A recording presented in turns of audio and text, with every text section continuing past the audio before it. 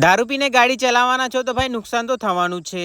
હે what's up guys, my name is Prem અને મોર્નિંગમાં લાગી રહી હતી સોલિડ ભૂખ અને ગરમા ગરમ બનેલા હતા મકાઈના રોટલા અને દાળ. ફટાફટ ખાઈ અને આપણી નિંજા બાઈક ઉઠાવી અને ગાઈસ અમે લોકો નીકળી પડ્યા હતા હાલોલની તરફ. મામાના છોકરાને જવાનું છે ઘરે. ખેર અમે લોકો આવી ગયા હતા Halol bus stand. Halol bus stand તો ભાઈ નેક્સ્ટ લેવલ છે. બસ કાઉન્ટર પર પૂછવા ગયો બસ ક્યારે આવશે તો કહી રહ્યા હતા કે 10-15 મિનિટ પછી આવી જશે.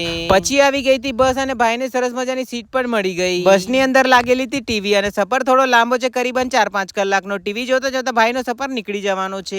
ભાઈને ટાટા બાય બાય કરી અને કઈ હું આવી ગયો તો બજાર બાજુ. અને જે ટ્રાફિક પોલીસના જે બેરીગેડ હતા કઈ યાર દરવાજા કહી શકો છો યા પર કઈ બી કઈ સાહેબ પવનના લીધે પડી ગયેલા હતા. બેરીગેડ નીચે પડ્યા હતા એના ચલતે કઈ યાર રોડ સાંકડો પડી રહ્યો હતો. ગાઈસ યાર મેં વિચાર્યું કે યાર ઉભા કરી દઈએ. ચાલો ગાઈસ હાલોલ ની અંદર કઈક આજે આપણે કઈ સારું કામ કર્યું છે. ખેર મને જોઈતી હતી સબ્જી, કઈ હું આવી ગયો તો સબ્જી વારકી. સબ્જી વધારે કઈ નહીં લીધી છે કઈ સરગવો. સરગવાની સિંગો કઈ યાર મારી ફેવરેટ છે.